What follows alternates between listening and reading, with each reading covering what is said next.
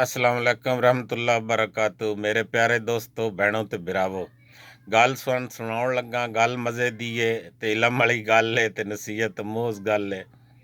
गल इस तरह के बादशाह ते उसदा बेटा, इक्को कल्ला बेटा ते उन शौक आ बादशाह नू कि मैं ये सारे इनू ना इलम दुनिया दे सिखा देवां। उस एक इल्मे नजूम वाले कोल भेजिया। नजूमी कोल उन्हें आख्या क्या मेरे बेटे ना इल्मे नजूम सिखा दे।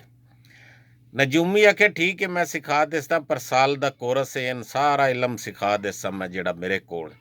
बादशाह क्या ठीक है। वो नजूमी ना इलम उन सिखाउण लग पिया। साल दा कोर्स आ उस सिखा दिता सारा इलम। साल बाद वो लै आया बादशाह सलामत नू आख्या बादशाह सलामत अपने बेटे तो तुसी इम्तिहान ले लो, मेरे को जेड़ा सारा इलम आ मैं सिखा दिता। बादशाह अंदर गया, जाके उस अंदरों लाल लिया, लाल लैके अपनी मुठ विच बंद करके लाया बाहर। आख्या बेटे बेटा दस मेरी मुठ च की है। सोचण तो बाद थोड़ी देर बाद बेटे उन्होंने दसिया कि इहदे मुठ विच एक पत्थर है। हो सके होर कोई निशानी, हो सकिया बड़ा कीमती पत्थर है। हो सकिया होर कोई निशानी, हो सकिया इहदे दरम्यान विच सुराख है। हो सकिया नहीं होर को पक्की निशानी दस ना जिहड़ी ठोस मजबूत निशानी होवे। उस ते अकली इतना हा। हो सकिया जे पत्थर है ते मुड़ गोल है ते मुड़ सुराख है ते सारा कुछ दसिया मैं ते ये है ते चक्की दा पुड़ है। जिसले उस कहना चक्की दा पुड़ है ते बादशाह बड़ा नजूमी नाल गुस्से हो सके तू इन की इलम सिखाया, खोती दा सिर सिखाया ही, ਇਹਦੇ ਤੇ ਕੁਛ ਵੀ ਨਹੀਂ ਆਉਂਦਾ। ਇਸ ਆਖਿਆ ਚੱਕੀ ਦਾ ਪੁੜ ਤੇਰੀ ਮੋਠੇ 'ਚ ਤੇ ਚੱਕੀ ਦਾ ਪੁੜ ਮੇਰੀ ਮੋਠੇ 'ਚ। ਉਸ ਆਖਿਆ ਬਾਦਸ਼ਾਹ ਸਲਾਮਤ ਗੱਲ ਇੰਜ ਨਾ ਜਿਹੜਾ ਮੈਂ ਇਲਮ ਸਿਖਾਇਆ ਉਹ ਬਿਲਕੁਲ ਦਰੁਸਤ ਇਲਮ ਸਿਖਾ ਦਿੱਤਾ।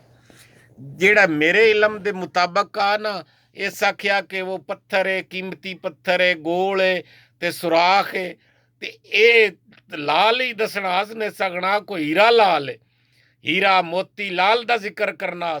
ਤੇ ਇਹ ਚੱਕੀ ਦਾ ਪੁੜ ਪਿਆਦਾ ਪਰ ਇਹਦੇ ਦਿਮਾਗ ਇਤਨਾ ਤੇਰੇ ਪੁੱਤਰੇ ਚੋ ਮੈਂ ਕੀ ਕਰ ਸਕਦਾ। ਮੇਰਾ ਤੇ ਇਲਮ ਸਹੀ ਦੱਸਿਆ ਤੇ ਅੱਗੋਂ ਆਖਰੀ ਇਲਮ ਜਿਹੜਾ ਇਸਾ ਦੱਸਣਾ ਚੱਕੀ ਦਾ ਪੁੜ ਮੁੱਠੀ ਤੇ ਨਹੀਂ ਹੁੰਦਾ, ਕੋਈ ਕੀਮਤੀ ਪੱਥਰ ਹੀਰਾ ਲਾਲ ਹੀ ਹੁੰਦਾ। ਉਸ ਗੱਲੇ ਯਾਰੋ ਸਾਡੇ ਮੁਲਕ ਵਿੱਚੋਂ ਇਲਮ ਤਾਂ ਸਿੱਖੇ ਹੁੰਦੇ ਨੇ ਸਾਰੇ, ਆਪਣਾ ਦਿਮਾਗ ਨਹੀਂ ਇਸਤੇਮਾਲ ਕਰਦੇ। ਸਾਰੇ ਜਿਹੜੇ ਵੀ ਹਨ ਨਾ ਹੁਕਮਰਾਨ ਹੁੰਦੇ ਉਹ ਚੱਕੀ ਦਾ ਪੁੜ ਹੀ ਦੱਸਦੇ ਨੇ। ਅੱਜ ਤੱਕ ਕਿਸੇ ਹੀਰਾ ਲਾਲ ਜਵਾਹਰ ਨਹੀਂ ਦੱਸਿਆ। ਤੇ ਮੇਰੇ ਪਿਆਰੇ ਦੋਸਤੋ ਇਹਨਾਂ ਚੱਕੀ ਦਾ ਪੁੜ ਦੱਸਣ ਵਾਲਿਆਂ ਤੋਂ ਬਚ ਕੇ ਰਹੋ ਤੇ ਆਪਣਾ ਕੁਝ ਕਰਕੇ ਖਾਓ ਤੇ ਅੱਲਾਹ ਤਾਲਾ ਤੁਹਾਨੂੰ ਖੁਸ਼ ਰੱਖੇ ਤੇ ਮਿਹਨਤ ਕਰੋ, ਹੱਸਦੇ ਰਹੋ, ਵਸਦੇ ਰਹੋ, ਹਮੇਸ਼ਾ ਫੁੱਲਾਂ ਦੀ ਤਰ੍ਹਾਂ ਮੁਸਕਰਾਉਂਦੇ ਰਹੋ। ਅੱਲਾਹ ਹਾਫਿਜ਼।